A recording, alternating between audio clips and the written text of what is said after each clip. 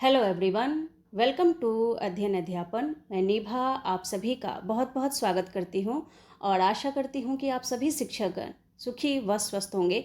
तो सक्षमता परीक्षा से संबंधित जितने भी लेटेस्ट अपडेट है वो सभी अपडेट आपको इस चैनल के माध्यम से दिया जाता है। तो आज की क्या अपडेट है वो समझ लेते हैं। सबसे पहले तो देखिए, काउंसलिंग लेटेस्ट अपडेट यही है कि 1 अगस्त से सभी का काउंसलिंग होना है। वो स्लॉट आपको पर्सनली बताया जाएगा और इसके अलावा एसएमएस देख करके शिक्षकों को एंट्री मिलेगी। तो क्या कुछ है ये हम जानेंगे। इसके अलावा इन शिक्षकों को मिलेंगे दूर दराज पहाड़ी और नदी क्षेत्र के स्कूल। तो ये भी इम्पॉर्टेंट अपडेट है। इसके अलावा जो आप काउंसलिंग में डॉक्यूमेंट्स लेकर के जाएंगे, अपनी फाइल लेकर जाएंगे, तो वहाँ पर डॉक्यूमेंट जो आपके प्रमाण पत्र है, इसके अलावा भी कुछ डॉक्यूमेंट आपको लेकर जाना है जो कि अनिवार्य है। इसके अलावा फिर आपको दिक्कत हो सकती है काउंसलिंग में, तो वो मैं इस वीडियो में बताने वाली हूँ। तो सबसे पहले देखिए, काउंसलिंग लेटेस्ट अपडेट में यही है जो कमेटी के द्वारा यहाँ पर ड्राफ्ट बनकर तैयार हुआ था, उसमें कुछ इन्होंने कहा कि संशोधन करके फिर से इनकी मीटिंग होगी और उसके बाद जो है रिपोर्ट जारी किया जाएगा। किसको लेकर? पदस्थापन को लेकर, स्थानांतरण को लेकर के। तो अभी तक कोई यहाँ पर अपडेट नहीं दिया गया है।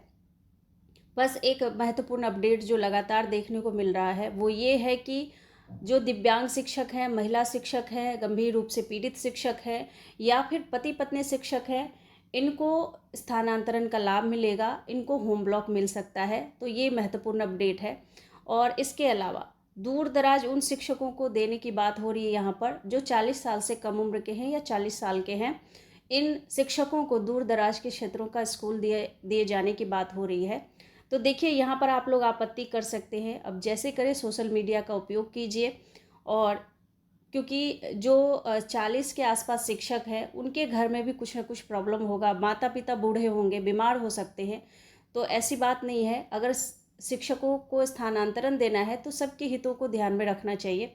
जो दिव्यांग शिक्षक है, महिला शिक्षक है, बीमार शिक्षक है और पति पत्नी है, इनके लिए तो बहुत अच्छा कह रहे हैं, बहुत अच्छी बात है, लेकिन इन शिक्षकों के बारे में भी सोचना चाहिए।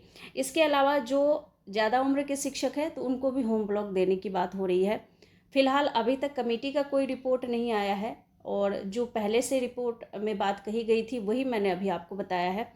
डॉक्यूमेंट में देखेंगे हम लोग क्या कुछ है और इसके अलावा एसएमएस देकर शिक्षकों को मिलेगी एंट्री। तो ये क्या है ये जानेंगे। इससे पहले मैं बता दूं, टेलीग्राम पर मैंने इम्पॉर्टेंट लेटर और जो कुछ भी डॉक्यूमेंट आता है मेरे पास मैं उसे अपलोड कर देती हूँ, तो आप लोग वहाँ जा करके देख सकते हैं। तो ये आप देख सकते हैं, कार्यालय जिला शिक्षा पदाधिकारी जमुई। तो ये इसे मैंने टेलीग्राम पर दे दिया है, आप लोग वहाँ से जाकर देख सकते हैं। इसमें यही कहा गया है कि अपर मुख्य सचिव शिक्षा विभाग बिहार पटना के आदेश ज्ञापन संख्या इतना दिनांक 16/7/2024 के आलोक में बिहार विशिष्ट शिक्षक नियमावली 2023 के नियम 4 के परिप्रेक्ष्य में स्थानीय निकाय शिक्षकों की सक्षमता परीक्षा उत्तीर्ण अनुशंसित शिक्षक पुस्तकालय अध्यक्ष की वेरिफिकेशन दिनांक 1 अगस्त 2024 से 6 अगस्त 2024 तक DRCC केंद्र, यहाँ पर इन्होंने बताया है जगह का नाम, वहाँ पर आपको जाना है। और कुछ यहाँ पर धुंधला है, आप लोग समझ पाएंगे जो भी जमुई से होंगे। तो उक्त आलोक में निर्धारित कार्यक्रम के अनुरूप निम्नांकित पदाधिकारी या कर्मियों को वेरिफिकेशन कार्य हेतु DRCC केंद्र में दिनांक 31 जुलाई से के अपराह्न 4 बजे से कार्य समाप्ति तक के लिए प्रतिनियुक्त किया जाता है। तो ये अधिकारी सब हैं और इनका यहाँ पर ये डेट और स्लॉट दिया गया है, इनका नाम है। इसके अलावा आप और कुछ इनके बारे में जान सकते हैं और भी आगे है। ये सब मैंने अपलोड कर दिया है, आप लोग वहाँ से जा कर के सारी जानकारी ले सकते हैं क्या कुछ दिया गया है, ताकि आप लोगों को काउंसलिंग के समय कोई दिक्कत ना हो। कहाँ जाना है, किस तरह से जाना है, कैसे एंट्री मिलेगी, सब जानकारी मिल जाए।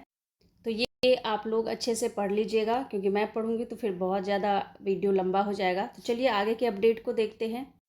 तो देखिए, ये मधुबनी जिले की बात हो रही है और ये ऐसे ही सभी जिलों के लिए होगा।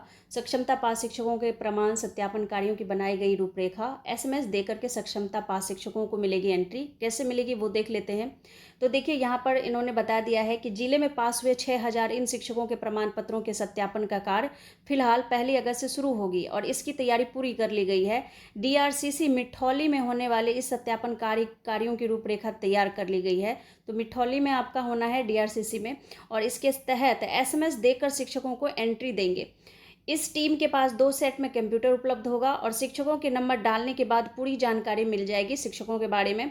संतुष्ट होने के बाद ही इनको एंट्री दी जाएगी। इन शिक्षकों का आधार सत्यापन किया जाएगा। इसके लिए मनमोहन उच्च विद्यालय रामपट्टी व कामेश्वर उच्च विद्यालय पंडोल के एचएम को निर्देश दिया गया है कि अपने स्कूल के आधार ऑपरेटर को मशीन व लैपटॉप को लेकर 31 को डीआरसीसी में प्रतिनियुक्त करना सुनिश्चित करेंगे। तो 31 जुलाई को इन्होंने कहा है कि डीआरसीसी में प्रतिनियुक्त होना है। आधार सत्यापन के बाद शिक्षकों का थंब इम्प्रेशन से जो है उनका सत्यापन किया जाएगा। तो आप लोगों का थंब इम्प्रेशन भी लिया जाएगा। और इसके बाद इन्होंने कहा है कि टाइम स्लॉट शिक्षकों के मोबाइल पर होगा। तो आप लोगों को मोबाइल के माध्यम से अपने स्लॉट पता चल जाएगा, इसकी चिंता मत करें। और सभी शिक्षकों के मोबाइल पर टाइम स्लॉट और तिथि की सूचना प्राप्त होगी। तो जिसके आधार पर सत्यापन स्थल पर वे उपस्थित होंगे। सत्यापन स्थल पर प्रकाशित सूची के अनुसार सत्यापन काउंटर पर उपस्थित होकर वे अपने प्रमाण पत्र व अन्य कागजातों की क्या करेंगे, सत्यापन कराएंगे। इसके बाद देखिए प्रमाण पत्रों के अलावा डॉक्यूमेंट क्या लाना होगा जो अनिवार्य है।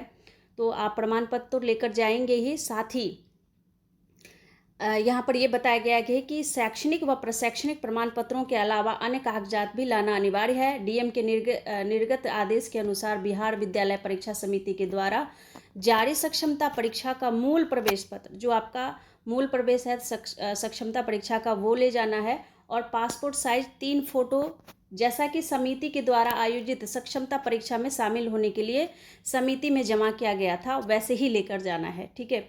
और अभ्यर्थी अपने बैंक अकाउंट नंबर के साथ कैंसिल चेक व पासबुक की छाया प्रति यानी फोटोकॉपी भी आप लेकर जाएंगे। तो ये सारे डॉक्यूमेंट है जो इम्पॉर्टेंट है। तो अन्य डॉक्यूमेंट के साथ ये भी आपको लेकर जाना होगा वहाँ पर।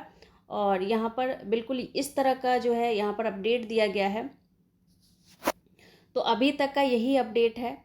और आप जैसा कि देख पा रहे हैं, शिक्षा विभाग ने तय की कसौटी, अब जल्द शुरू होगी प्रक्रिया। शिक्षकों के तबादले को 5 श्रेणियों में बटे स्कूल। तो ये तो बहुत ही ज़्यादा यहाँ पर जो है ना कन्फ्यूजन इन्होंने पैदा कर दिया है।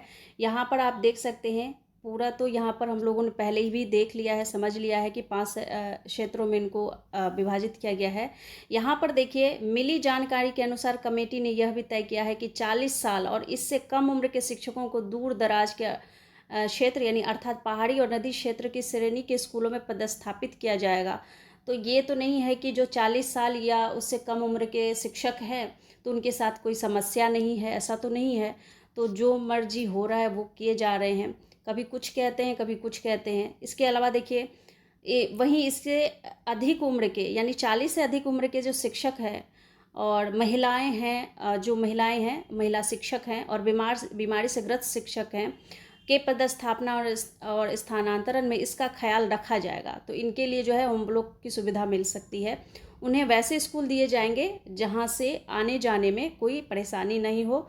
और इसको लेकर शिक्षकों के स्थानांतरण पदस्थापन को लेकर पूर्व से बनी नियमावली में भी संशोधन किया जाएगा। अभी हुआ नहीं है संशोधन।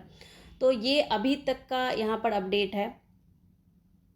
और अब आप अपने काउंसलिंग स्थल पर पहुंचेंगे तो देखिए काउंसलिंग स्थल पर पर्याप्त संख्या में बायोमेट्रिक मशीन की उपलब्धता सुनिश्चित की जा रही है।